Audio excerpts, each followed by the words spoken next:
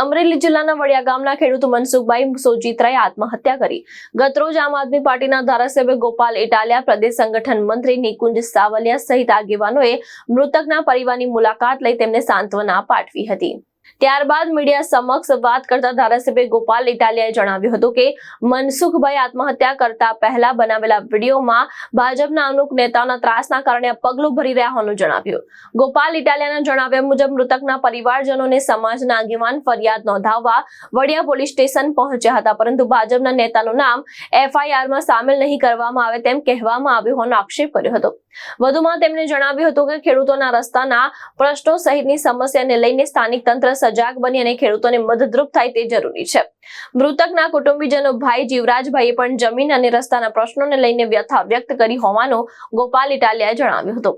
તેમણે મામલતદાર સહિતના અધિકારીઓ સાથે ચર્ચા કરી ટૂંક સમયમાં પ્રશ્નોનું નિરાકરણ લાવવા રજૂઆત કરવામાં આવી હોવાનું જણાવ્યું હતું।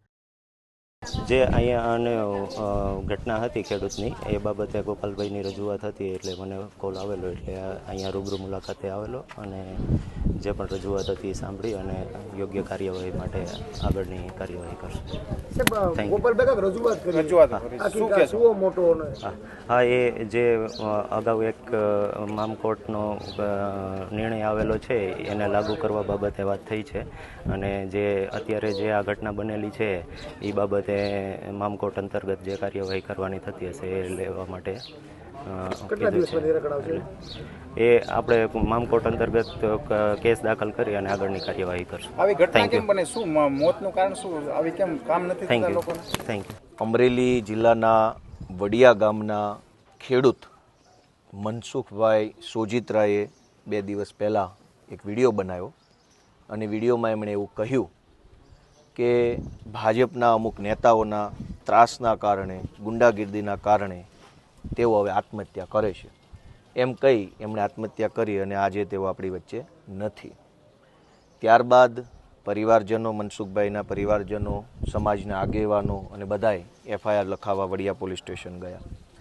વડિયા પોલીસે પણ સ્પષ્ટ રીતે ના પાડી કે ભાજપના નેતાનું નામ એફઆઈઆરમાં નહીં લખીએ, કહેતા હોય તો કોઈ નાના મોટા આગેવાનોના નામ લખીએ, પણ જે આ આત્મહત્યા પાછળ જવાબદાર છે એમનું નામ નહીં લખીએ। આપણા અમરેલી જિલ્લાના વડિયામાં એક હિન્દુ ખેડૂત આત્મહત્યા કરે અને હિન્દુત્વના નામે ચાલતી આ આખી સરકાર જો કોઈ માણસને મરતા રોકી ન શકે તો એ બહુ દુઃખની બાબત છે।